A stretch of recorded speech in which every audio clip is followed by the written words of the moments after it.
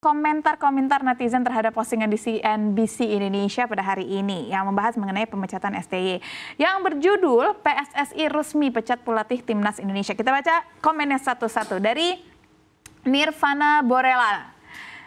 Agak lain emang PSSI, emang kenapa? Loh, emang nggak boleh kita mengganti pelatih? Maksudnya kan suara penggantian pelatih ini kan udah terdengar dari zaman Indonesia lawan Arab. Ya, waktu kita diskusi ya.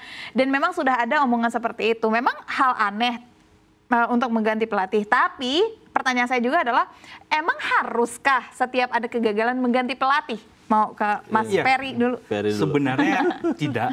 Dua-duanya jawabannya tidak. Itu bukan hal aneh dan tidak juga harus mengganti pelatih. Tapi saya rasa memang seperti yang dikatakan Ketum PSSI Pak Erick Thohir, banyaklah alasannya. Yang ingin saya highlight juga, saya melihat memang ada satu keputusan strategis nih terkait pemecatan atau penggantian pelatih kepala di Timnas Indonesia gitu. Kita ini memang saat ini di peringkat 3, tapi perbedaan poin sama peringkat 4, 5, 6 itu relatif tidak ada. Jadi sama dan itu masih bisa kejar-kejaran. Kita memang on paper saat ini kita bakal lolos ke putaran selanjutnya. Tapi belum tentu setelah 4 pertandingan selanjutnya hal ini masih tetap sama gitu. Jadi ini saya rasa juga keputusan jangka panjang dan strategik juga. Kalau kita melihat kondisi Timnas Indonesia di bawah Sinteyong, berkembangnya jauh jauh sebenarnya. Tapi kita kan ngomongnya kita ingin ke level Piala Dunia nih.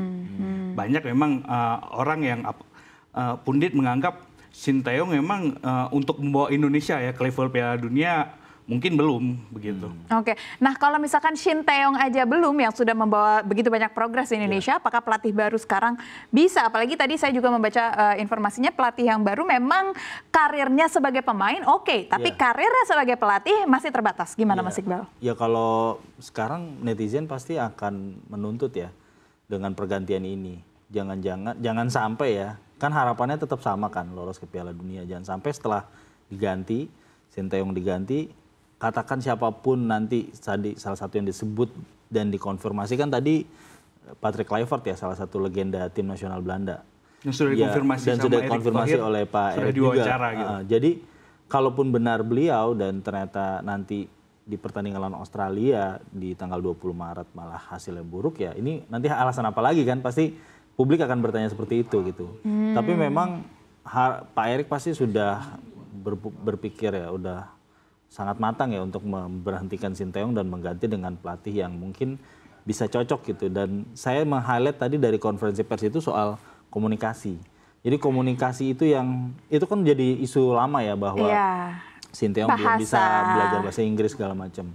Tapi memang tanda-tandanya juga sudah kita lihat ketika kalah melawan Cina. Di situ memang ada di Instagram bahkan Pak Erick bold ya dengan mengatakan bahwa kita akan melakukan evaluasi. Karena itu kekalahan pertama setelah 3 pertandingan sebelumnya kan kita seri. Kekalahan pertama yang harusnya itu menjadi kemenangan pertama kita gitu. Saat itu emang di atas kertas sebelum pertandingan melawan Cina ya. Cina itu yang paling bawah, maksudnya yang paling harusnya lawan paling mudah gitu. Tapi tiba-tiba kita kalah lawan mereka gitu. Padahal kita menyerang dan memang form di bawah Sinteyong itu ya berubah-ubah gitu ya. Kadang posisi pemainnya nggak jelas ya. Terus kadang jelek banget, terus kadang ya kurang. Jadi maksudnya konsistensi ini kan perlu dijaga juga gitu. Kita perlu yang benar-benar oke ini merawat timnas, konsisten, bermainnya konsisten, bagus gitu.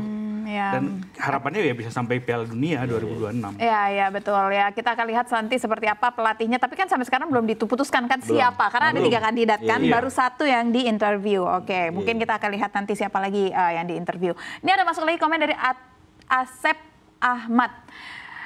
Bacanya @asep sedikit kecewa, tapi semoga mendapatkan pelatih yang lebih baik dari STY. Nah, gimana nih? Ya pasti kita berharap ya. Kalau memang misalkan tadi yang disebut adalah Patrick Kluivert, ya kalau kita lihat dia sebagai pemain memang salah satu legenda. Tapi sebagai pelatih belum ada catatan yang baik gitu. Makanya tadi Patrick Kluivert adalah salah satu yang dikonfirmasi oleh Pak Erick Thohir. Tapi ada 2 Ada bilang Dua kandidat kandidat lain yang kita belum tahu. Tapi yang nanti kita tunggu tanggal 12 iya. Januari. Tapi to be specific, sebenarnya karakter seperti apa yang dicari? Kalau emang problemnya bahasa, kenapa Shin Tae-yong dibiarkan segitu lama di kita? Dan kenapa dipilih anyway sejak awal gitu? Kalau memang problemnya bahasa. Iya, saya rasa ini lebih ke arah ini ya, konsistensi permainan timnas gitu. Misalnya permasalahan menang atau kalah, ya udah kita lawan Jepang. Mungkin kita ngomong soal seperti probability aja gitu. Dari 100 kali main, kemungkinan besar ya kita 100 kali kalah gitu.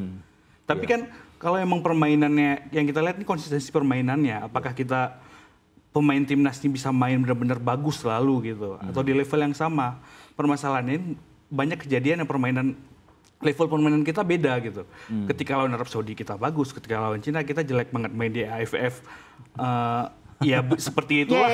Jadi kita kayak nggak stabil gitu ya, kekuatan kita. Nggak ada kekuatan, dan itu sebenarnya ya wajar ketika petinggi di atas melihat ada kekurangan dari sisi kepelatihannya sendiri gitu. Kan kita nggak mau ya nasib Piala Dunia 2026 ya diputuskan begitu aja dari hal yang nggak pasti gitu. Kita pengen konsistensi. Ingin ada konsistensi ya.